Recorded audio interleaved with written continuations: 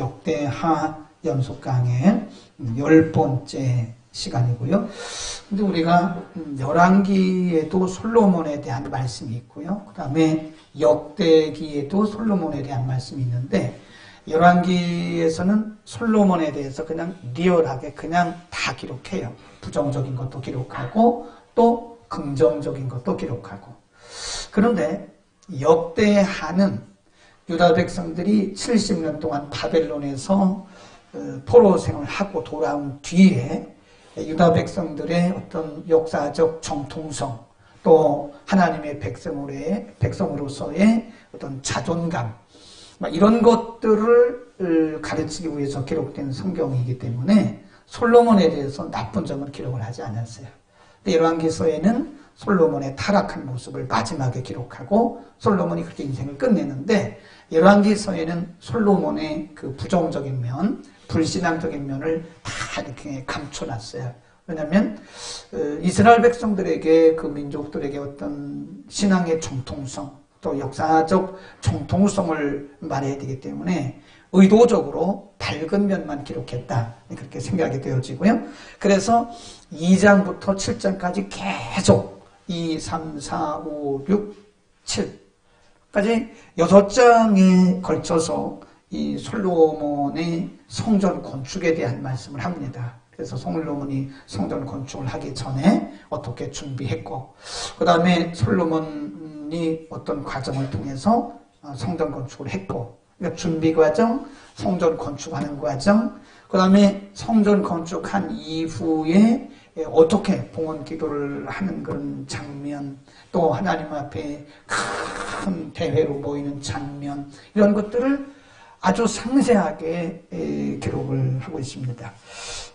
성경의 기자가 솔로몬의 어디에 지금 초점을 두고 있냐면 솔로몬의 사역에 초점을 두고 있다. 그래서 솔로몬의 인생에 있어서 하나님께서 각 사람마다 그 사람이 가지고 있는 평생 사역이 있어요. 그 사람에게 맡겨주신 하나님의 평생 사역이 있는데, 솔로몬에게 있어서는 하나님의 성전을 건축하는 게 하나님이 그에게 정하신 사역입니다. 그래서 이 열왕기 역대하 기자는 이 솔로몬의 인생을 어디에다가 초점을 두고 있냐면 하나님의 성전 건축이다.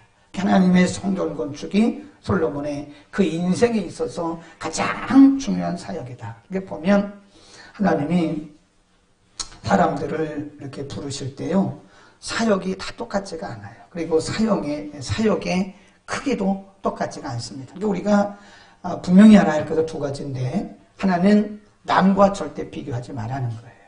하나님께서 하나님 내게 주신 사역, 내게 주신 사명이 있기 때문에 나는 그냥 평생 그걸 가지고 내 사명이라고 생각하고 믿고 가면 되는 거예요.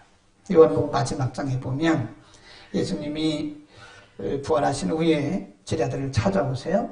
그리고 이제 베드로를 쭉 이렇게 예수님을 3번 부인하고 도망친 사람이잖아요. 베드로를 찾아가서서 말씀을 하니까 베드로가 처음에는 얘기하다가 나중에는 주께서 하십니다. 그러면서 예수님이 베드로의 미래에 대해서 뭐라고 말씀하셨냐면, 네가 젊을 때는 네 마음대로 다녔지만 이제 마지막에 가서는 내가 이제 띠띠고 다닐 거다. 그 말은 그가 이제 그렇게 해서 그 인생을 순교할 것을 말씀하신 거예요. 그러니까 옆에 그 요한이 있었거든요. 그러니까 저 사람은 어떻게 되겠냐고. 그러니까 예수님이 화를 내시면서 내가 저 친구를, 요한을 올 때까지 그냥 두든 뭐하든 그건 내가 할 일이고 너는 너의 사역을 해라. 그 예수님이 베드로에게 그런 말씀하시 기억하시잖아요. 그렇죠? 그런 것들도 우리가 보면 확실히 하나님께서 각 사람에게 맡겨주신 평생 사역이 있어요. 우리가 이 땅에 있는 동안에 90년을 살든 100년을 살든 80년을 살든 70년을 살든 간에 하나님이 우리를 이 땅에 보내실 때 우리에게 맡겨주신 그 고유한 사역이 있습니다. 그 사역을 우리가 최선을 다해서 감당하면 크든 작든 그것은 성공과 실패는 하나님이 말씀하실 거고 하나님이 판단하실 것이고 우리가 그것을 함부로 성공이다 실패다 말할 수 있는 것은 아니다. 행복한 것은 가장 중요한 인생은 내게 주신 하나님의 사역이 뭐냐. 하나님이 평생에 나를 부르신 하나님의 미션이 뭐냐. 우리는 그냥 우리의 남은 생애가 사실 얼마 남지 않았어요. 예수님이 우리의 생애 동안에 오시지 않는다고 해도 저나 여러분이나 사실 우리가 이 땅에서 사역할 수 있는 기간은 그렇게 많지가 않습니다. 근데 아직도 동이 어딘지 서가 어딘지 동서남북을 알지도 못하고 우리가 그냥 지금도 우왕좌왕하고 있다면 참 너무나 불행한 인생을 우리는 살고 있는 거예요. 우리는 오늘 솔로몬을 보면서요. 하나님께서 우리 각 사람에게 맡겨주신 그런 특이한 사명이 있어요. 제가 하는 일은 이거 사실 아무나 못합니다. 교만한 얘기가 아니고 일반인들은 잘 못해요. 하나님이 저를 수십 년 동안 그렇게 훈련하시고 지금 데려오다는 거지. 저는 사실 어제 상하이에서 오다가 대만에 가보니까요. 소고기 국에다가 넣은 그 국수가 그렇게 맛있더라고요. 그래서 중국도 똑같은 줄 알고 어제 상해 공항에서 그거 먹고 싶다 했더니 옆에 있는 분이 그거 샀어요. 그거 먹고 지금 배탈이 나가지고 이제 조금 낫네. 조금 나요. 예배 시간 되니까 화장실 안 가도 될 만큼 이제 다 났어요.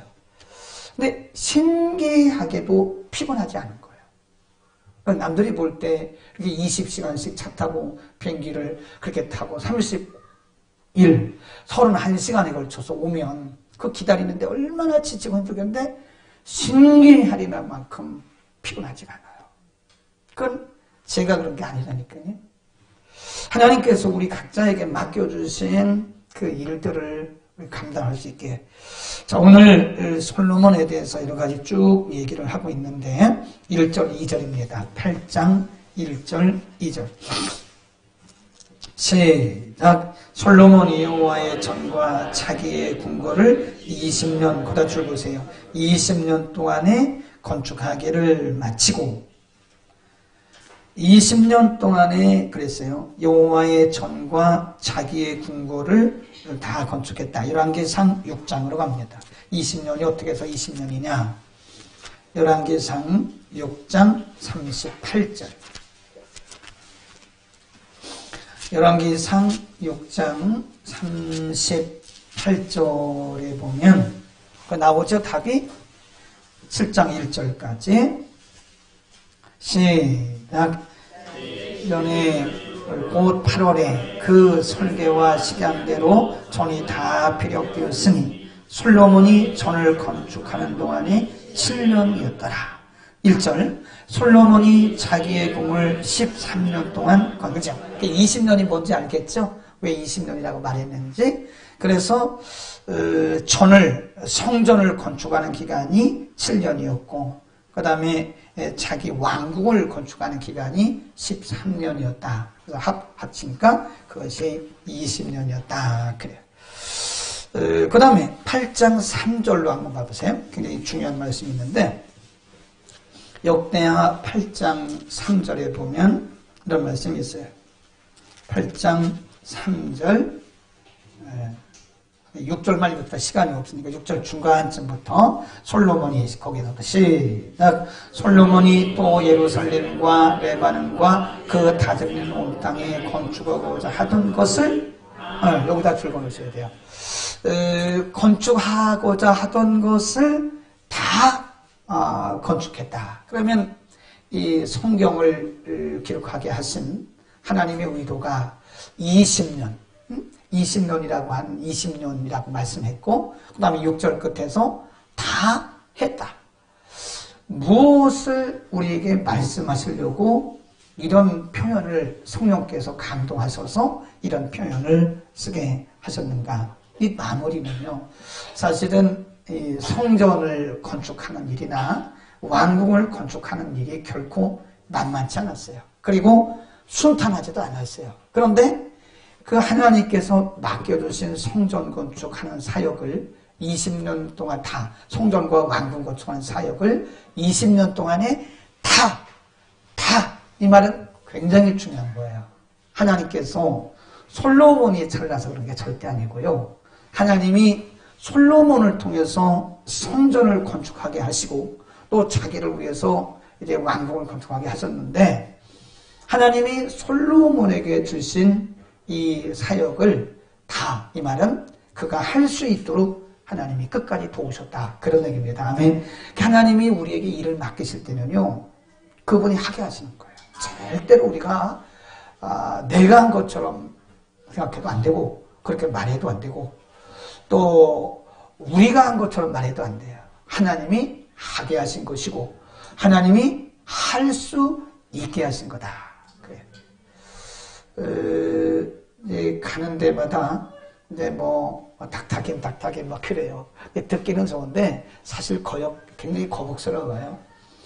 막 그리고 뭐 어디 가든지 이제 학교에 그 포지션이 있잖아요. 그러니까 어디 가든지 항상 이렇게 맨 앞자리 주고 막 높여주고 그러는 것들이 사실은 굉장히 하나님 앞에 죄송한 거 양심적으로 말하는 거예요. 인간적으로는 좀 기분 좋죠. 어디 가든지 맨 앞에 앉혀주고 뭐 당신이 한 거니 뭘 제가 했어요.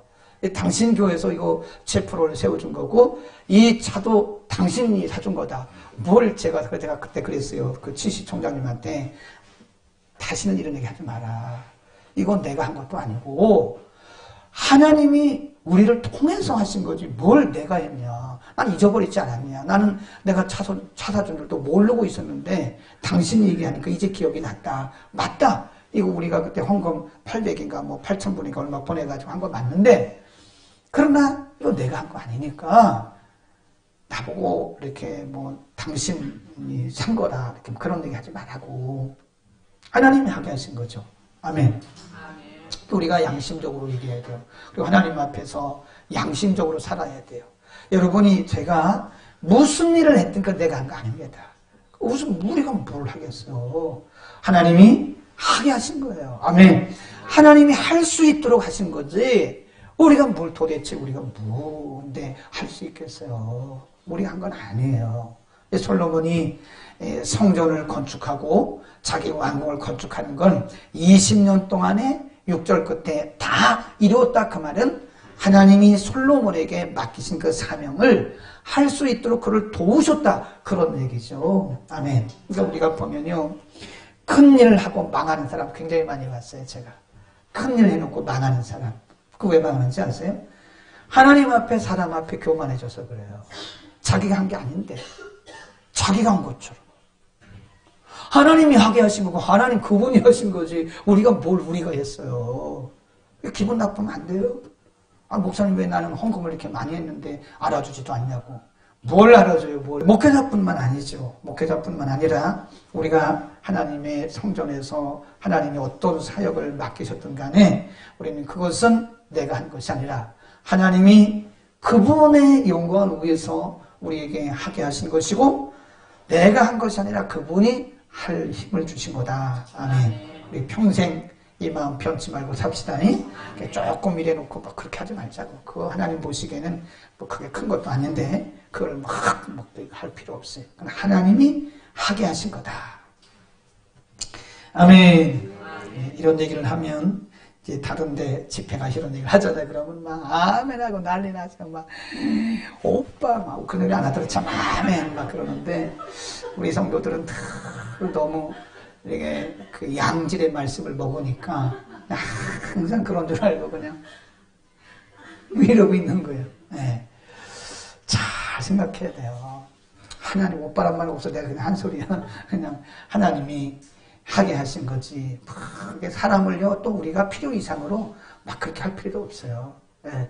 필요 이상으로 막 그냥 그러면 그 사람은 이단돼요 나중에. 문선명이 뭐 박태선이 왜 이단됐는데요? 이 사람들이 기도하니까 병자가 진짜 났어요. 네. 이만희 왜 이단됐는데요? 그 사람이 이단되고 싶었던 게 아니에요. 이재록 왜 이단됐는데요? 내가 보니까 성도를 이단을 만드는 거예요. 그냥 한복 입는 사람이 없는 게 참 다행이에요. 이단들은 이상하게 한복을 입어요. 나 이상하더라고. 그래서 이게 보면 한복 입으면 거의 이단성이 있어요. 성도들이 거의 보면 이만희 거기 있잖아요. 신천지. 그냥 아주 그냥 한복을 쫙 입어요. 그리고 이재로 만민중학교 있잖아요. 지금도 한복이고 거기는 자기 담임 목사 감옥에 들어가 있거든요. 그런데도 지금도 쫙 한복. 참 우리는 한복 입는 사람이 없는 게 얼마나 다행인지 몰라. 한복이 막 그냥 뭐 우리는 그런 분이 없어서 너무 다행이에요. 우리는 이단될 가능성은 없어요. 왜냐면 저한테 막 우리 목사님 최고 막 이런 분이 없어. 우리는 너무 다행인 거예요. 그래서 뭐 우리는 이단될 가능성이 없는 거예요. 막 그런 이재력, 이만희, 또 정명석 이런 데는요 다 교인들이 다 이단만. 제가 볼 때는 교인들이 만드는 거예요. 필요 이상으로 사람을 그렇게 높이면 안 돼. 그럼 이단돼요. 자기가 진짜 뭐가 있는가 보다 생각하고 그러다가 그 교만의 영이 쑥 들어가 버린 거예요. 그러면 자기가 하나님이라고 얘기하는 거예요. 우리나라 예수님이 얼마나 많은지 알아요? 우리나라에만 예수님이 40명이래요. 성이 다 달라, 예수님의 성이. 참. 제일 예수님이 많은 나라가 그냥 그렇다고 목사님을 막 무시하고 뭐 그런 게 아니라 너무 필요 이상으로 막 그냥 우리는 없다니까요, 다행히. 예, 곽건사님 없으니까 우리는 뭐 다행입니다. 막 그냥 목사님 딱 나오면 와 뭐 그런 사람 하나도 없거든요. 이런 사람이 없으니까 너무 다행이다. 우리는 이단 들리긴 다 틀렸어. 다행이라니까, 다행. 그렇다고 무시하면 안 됩니다. 하나만 더 하고 다음 주에 또 하겠습니다. 거기 11절, 12절에 보면요. 물론 열왕기서에 보면 솔로몬이 타락했어요. 솔로몬이 타락해서 그 후처들을 참 후궁들을 많이 뒀습니다. 그래서 아주 비참하게 인생을 끝났는데 역대기에는 그 부분을 뺐어요. 왜냐하면 이스라엘 백성들에게 어떤 신앙의 정통성을 주기 위해서 좋은 면만 기록해서 역대기에는. 근데 오늘 본문에 보면 솔로몬의 좋은 면을 기록을 하고 있습니다. 11절 한번 보겠습니다. 11 시작. 솔로몬이 바로의 딸을 데리고 다윗 성에서부터 저를 위하여 건축한 곳에 이르러 가로되 내 아내가 이스라엘 왕 다윗의 공에 거하지 못하리니 이는 여호와의 궤가 이른 곳은 다 뭐라 그래요? 거룩하다. 그러니까 이 솔로몬이 왜 그랬는지 모르겠는데 이방 여인을 데려다가 왕비를 삼았어요. 물론 말년에는 뭐 더 많이 삼았는데 근데 아직 그 솔로몬이 타락하기 직전 얘기거든요. 그러니까 그 바로의 그 이방 여인, 바로의 딸을 데려다가 이렇게 했는데 이방 여인을 왕비로 삼았다가 자기 왕궁을 다 이렇게 완성한 후에는 오지 말라고 그랬어요. 이방 여인이기 때문에 당신은 이 다윗성의 궁에 거할 수 없다. 근데 이 믿음이 나중에 바뀌었죠. 변질됐죠. 근데 여기서 우리가 뭘 할 수 있냐면 이때만 해도 다윗이 공과 사를 분명히 구별하는 거예요. 아내는 아내고 당신은 이방 여인이기 때문에 내가 거하는 이 거룩한 하나님의 궤가 같이 있는 이 거룩한 성에 당신은 거할 수가 없다. 그래서 공과 사를 분명히 했습니다. 우리 믿음 생활은요, 총에 매이면 안 됩니다. 총. 그러니까 마귀는 항상 인간의 총을 가지고 우리를 무너뜨리려고 오는 거예요. 하나님의 말씀을 떠나게 하는 것도 인간의 총입니다. 총. 인정에 매여서 잘못하면 우리가 말씀을 떠나는 거예요. 그러나 솔로몬이 변질되기 이전, 타락하기 이전에 그는 공과 사를 분명히 구분했습니다. 예수님도 보세요. 예수님도 그가 분명히 인간의 몸을 입고 오셨기 때문에 마리아 어머니가 있잖아요. 근데 우리말 성경에는 여자요 그랬지만 그 예수님이 자기 어머니를 대하는 것이 인간적으로 대할 때는 어머니라고 부르지만요. 또 이렇게 사역적으로 부를 때는 그렇게 얘기하지 않아요. 그러니까 예수님이 그 인정에 매이면 예를 들어서 그 요한복음 2장에 보면 가나 혼인잔치에 포도주가 떨어지잖아요. 포도주가 떨어졌을 때 그 사실을 제일 먼저 알게 한 이가 누구냐면 예수님의 어머니 마리아였어요. 그러니까 예수님이 그 얘기를 듣고 여자요? 저하고 무슨 상관이 있습니까? 그러다가 이제 시간이 지나면서 하는데 예수님은 누가 와서 어떤 얘기를 해도요, 하나님의 때가 되기 전까지는 움직이지 않아요. 이것이 솔로몬의, 예수님도 그랬고요, 솔로몬도 그것이 훌륭한 점입니다. 솔로몬은 왕이었지만 또 하나님의 세우신 종으로서 그는 공과 사를 분명히 구분할 줄 아는 그런 신앙을, 멋진 신앙을 갖고 있었다. 그 신앙은 우리가 잘못하면 정에 매이다가는 우리가 말씀을 떠날 가능성도 있다 하는 것을 우리가 분명히 알아야 됩니다. 8장이 기록하는 것은 솔로몬의 그런 부분. 비록 자기의 왕비지만 그가 이방 여자이기 때문에 하나님의 법궤가 있는 거기에 그를 드리지 않았다고 하는 멋진 모습. 김명조 선생님이 왔기 때문에 기도하고 끝나겠습니다. 대단한 거예요. 우리도 어머니를 모시고 왔다는 게. 기도하겠습니다. 걸어가신 우리 하나님 아버지, 주의 은혜를 감사합니다. 오늘